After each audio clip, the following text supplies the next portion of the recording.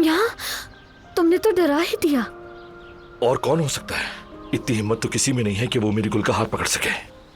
कोई नहीं पकड़ सकता, बस यूं ही कह दिया मैंने।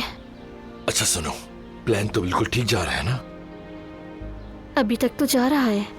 जहान ने गार्ड से कह दिया वो ड्राई क्लीन के लिए कपड़े ले जाएगा, मैं वापसी पर ले लूंगी।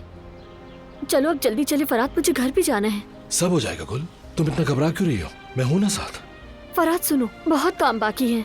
रजिस्ट्रेशन करवाने से पहले तो तस्वीर भी लेनी है, बहुत काम बाकी है, सब कुछ निपटाना है। चलो चले। अच्छा ठीक है, लेकिन मैं ऐसे नहीं जाऊंगा। पहले मेरा हाथ थामो।